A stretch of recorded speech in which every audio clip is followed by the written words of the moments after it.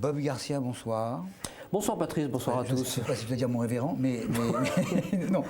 Enfin bon, il y a quand même un bouquin. Ça va aller. C'est le dernier bouquin de Serge Brussolo. Ça s'appelle Le Suaire écarlate. C'est sorti il y a quelques mois aux éditions Fleuve Noir, Fleuve Édition.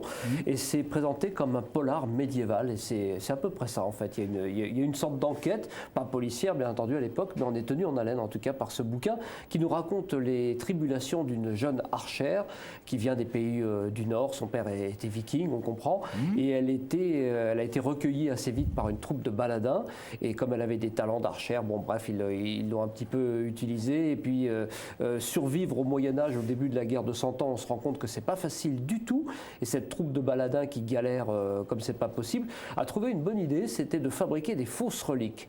Alors à l'époque, le commerce... Ça doit être mal vu quand même. C'était mal vu, surtout par un certain Jaume le Noir, qui court après les trafiquants de fausses reliques. C'est bien qu'il les torture.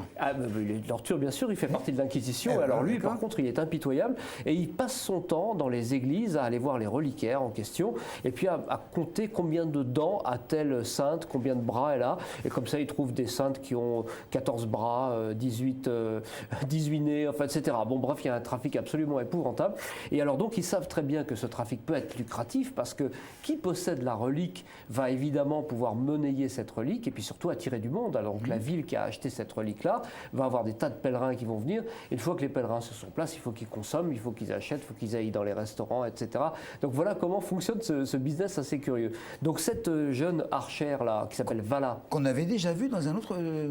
Tout à fait, la fille de l'archer, je crois que ça s'appelait le précédent... Oui, c'est ça, la fille de l'archer. C'est une suite, mais ça peut se lire indépendamment. Elle va se retrouver donc embringuée dans cette espèce de combine de fabrication du fameux suaire écarlate, qui est un faux suaire un peu dans le style du fameux suaire qu'on connaît, le suaire de Turin, voilà, et qui est supposé guérir de tous les maux, etc.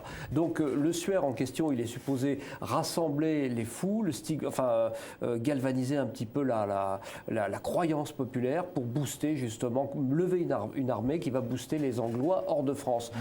Autant vous dire que ça foire, mais alors du début à la fin. Et c'est ça qui est drôle d'ailleurs. On sait que ça va foirer, on ne sait pas quand. Donc ça fait partie, ça procède du suspense.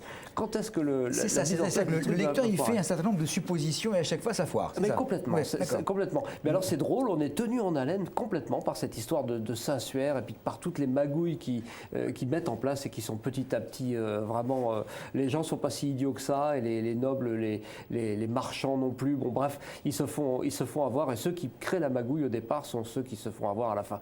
Il y a un compte incroyable de superstition d'ailleurs. Ah mais c'est affolant, c'est que ça. Donc, alors, mais c'est drôle en même temps parce que la façon dont on nous présente la logique de pensée du Moyen-Âge par rapport à Dieu, au diable, aux superstitions, etc.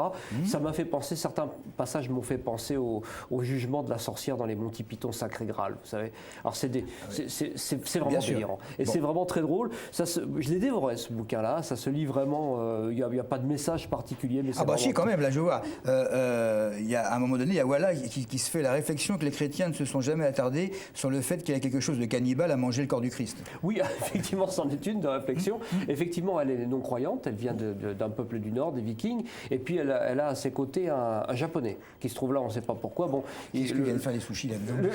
Le Japonais, non, mais il n'y a aucun sushi, je vous rassure. Le Japonais donc a une autre culture, une autre mentalité, et il leur explique que vous, de toute façon, les autochtones d'ici de France, vous comprenez rien, vous vous battez comme des bœufs, vous n'avez aucune technique de rien, et vous cherchez pas à comprendre ce qui est la vérité scientifique. On ne veut pas comprendre la vérité scientifique, surtout les exorcistes, etc., enfin les gens de l'Inquisition, et tout est diabolique quand on ne comprend pas. Donc voilà, il y a aussi, si on veut effectivement cette petite réflexion sur la religion qui est un petit peu brocardée, la religion des intégristes et des inquisiteurs. Enfin en tout cas, c'est super drôle, ça se lit vraiment comme un polar, et ça se passe donc au début de la guerre de 100 ans. Serge Brussolo, Le Suaire écarlate, qui est sorti il y a quelques mois aux éditions Fleuve. Eh bien c'est très bien.